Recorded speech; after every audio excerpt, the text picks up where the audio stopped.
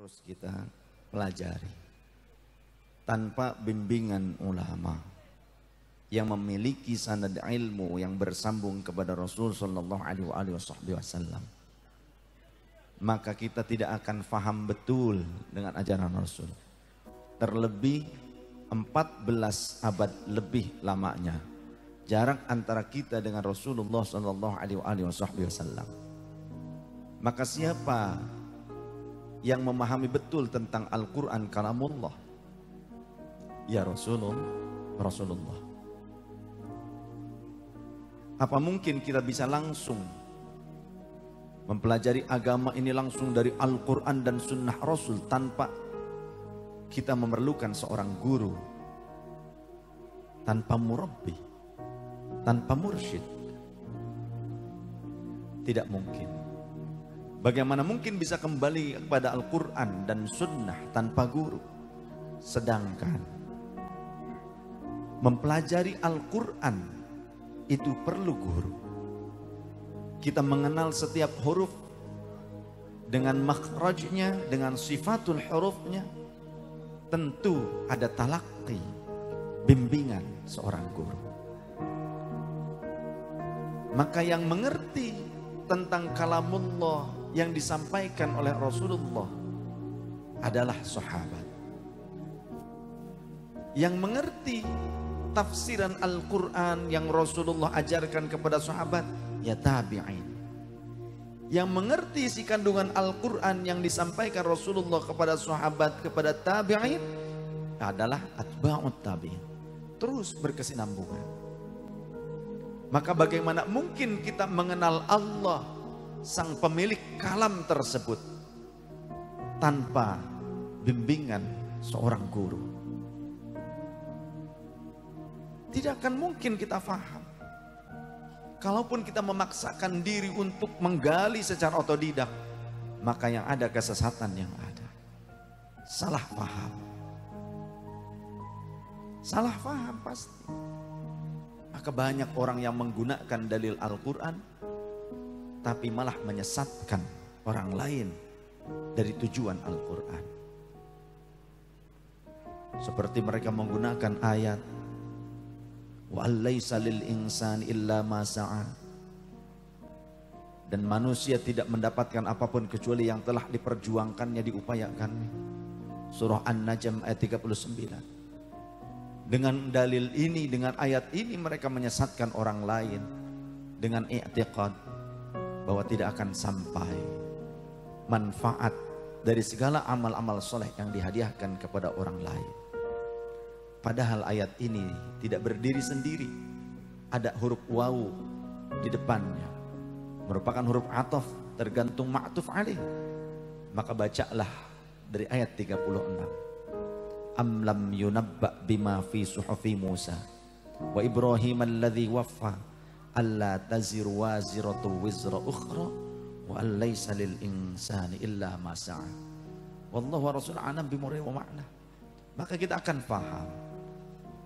Apakah kalian tidak membaca apa yang tertulis di dalam suhufnya Nabi Ibrahim dan Nabi Musa, di mana isinya adalah syariat untuk umat mereka? Tidaklah seseorang menanggung dosa orang lain, dan tidaklah seseorang mendapatkan manfaat dari orang lain kecuali apa yang telah diupayakannya sendiri. Ini syariat untuk umat Nabi Ibrahim dan umat Nabi Musa. Sedangkan umat Nabi Muhammad, banyak sekali ajaran beliau yang menyatakan bermanfaat, termasuk ilmu yang diajarkan. Walaupun orang yang mengajarkannya sudah wafat, diajarkan dan diamalkan lagi orang-orang lain, wafat lagi, diajarkan dan diamalkan lagi oleh berikutnya. Maka yang mengajarkan sebelumnya yang sudah wafat tetap akan mendapatkan pahalanya. Mereka lah guru sejati. Tanpa mereka kita tidak akan mungkin faham Al-Quran dan Sunnah Rasul. Sehingga Al-Imam Abi Hasan Asy-Syadzili dan para ulama yang lain mengatakan, laulal murabbi ma'araftu rabbi. Andai bukan karena murabbi, mursyidku, guruku, pembimbingku, maka niscaya aku tidak akan pernah mengenal Tuhanku.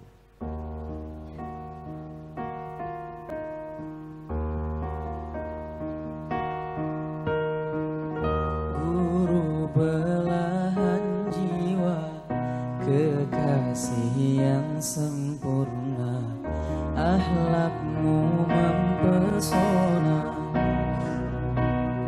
dan purnama.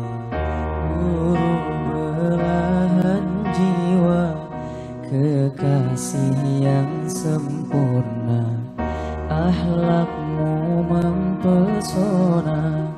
Duhai bulan purnama, guru belahan jiwa, kekasih yang sempurna, akhlakmu mempesona.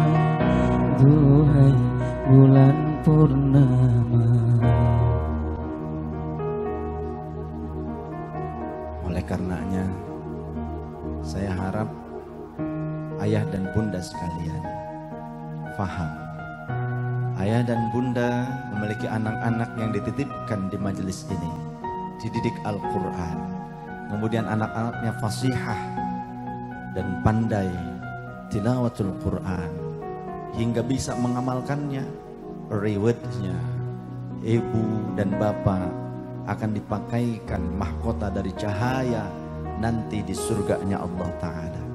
Si anak akan dipakaikan jubbatan min nurin, jubah-jubah dari cahaya. Tapi itu semua Anda dapatkan wasilah sang guru. Andai tanpa mereka, apakah kita akan dapat keagungan yang Allah berikan di akhirat seperti itu? Dan bukan hanya di akhirat, liwaffiyahum ujurahum wa yazidahum min fadlih. Kata Allah, Allah akan menyegerakan pahalanya untuk mereka, yakni di dunia, wa yazidahum min fadlih, dan Allah juga akan menambahkan karunia-Nya nanti di akhirat.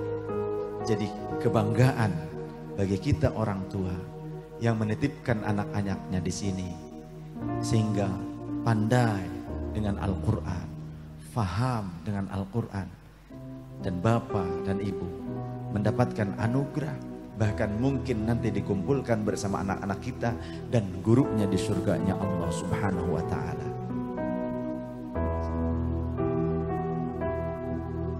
Allahumma arhamna bil Qur'an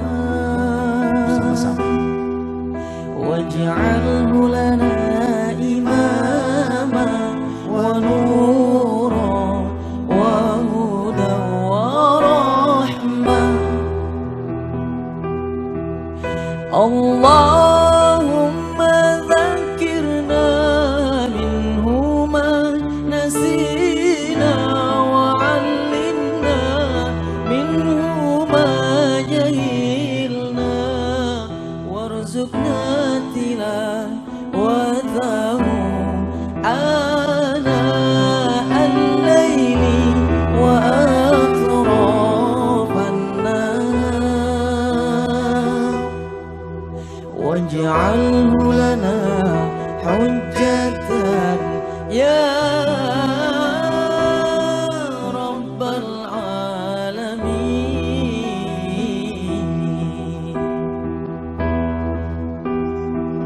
Al-Quran akan memberikan syafaat. Kata baginda Rasul, iqra'ul Qur'ana fa innahu ya'ti yaumal qiyamati syafi'an li ashabi. Bacalah oleh kalian Al-Quran, karena kelak Al-Quran akan didatangkan pada hari kiamat untuk memberikan syafaat kepada pemiliknya, bukan hanya menyimpan tapi membaca dan mengamalkannya. Jadikan Al-Quran sebagai tuntunan, jangan hanya tontonan. Banyak orang menjadikan Al-Quran hanya sebatas mahar pernikahan, tapi hanya dibaca saat penguburan. Baca Al-Quran. Al-Quran lusuh bukanlah buruk. Al-Quran lusuh, justru dia yang akan datang berbondong-bondong. Kal ghamamah ka'annaha ghamamatun aw ghayayatun. Dia akan seperti awan yang beriringan nanti pada hari kiamat, ataupun seperti katair, seperti burung-burung yang berbaris menyertai si pembaca dan pengamalnya. Dan dia akan berhujjah, menjadi saksi, membela pengamalnya nanti di hadapan Allah. Bahkan jika amal-amal yang lain mensyafaati ketika beres pada penghisaban, Al-Quran bisa memberikan syafaat kepada pengamalnya bahkan sebelum mencapai mizan, timbangan ataupun hisab. Itu luar biasanya Al-Quran. Bacalah Al-Quran. Setiap huruf yang kita baca kebaikan. Itu jika dibaca di luar sholat, dalam kondisi tidak wudhu, tidak memegang mushaf, hanya hafalan, dapat 1 huruf, didapat 10 kebaikan.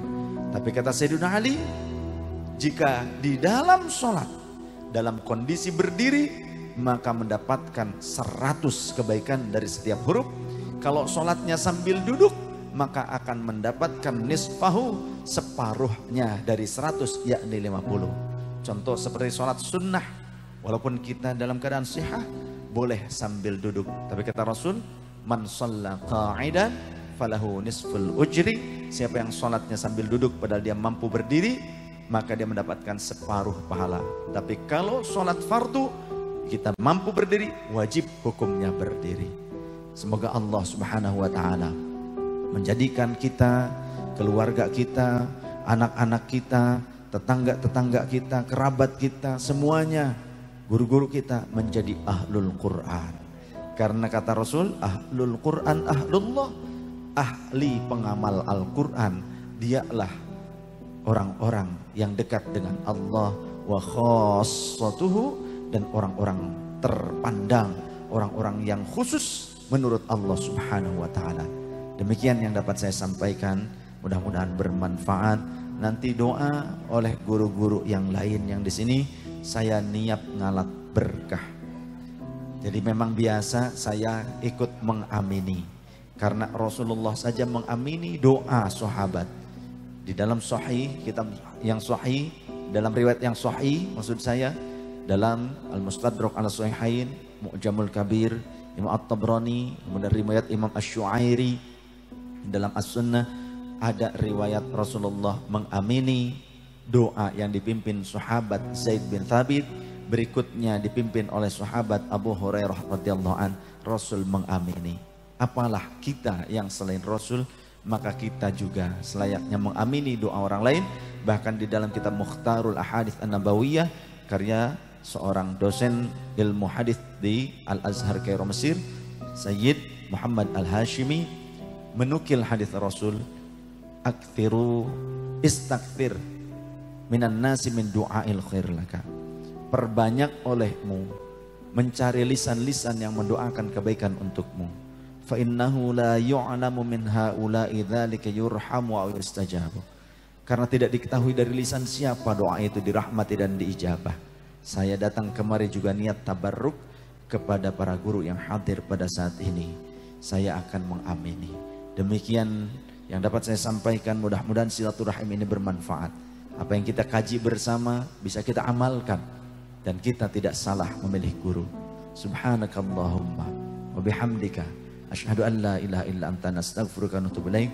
Sebelum saya berikan waktu untuk doa, saya ingin meminta kepada Mas Gio, ada Mas Gio, untuk bisa menerima cindera mata tanda kasih. Mas Gio ada? Astaghfirullah Rabbal baraya, astaghfirullah minal khataya, astaghfirullah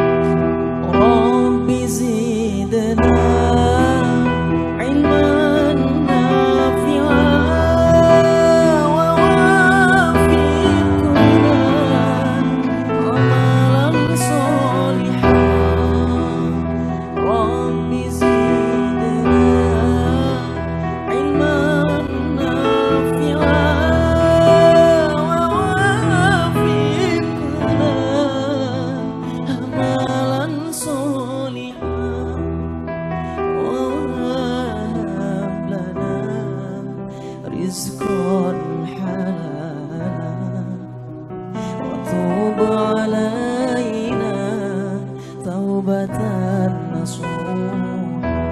Wallahul muwaffiq ila aqwamit thariq. Assalamualaikum warahmatullahi wabarakatuh.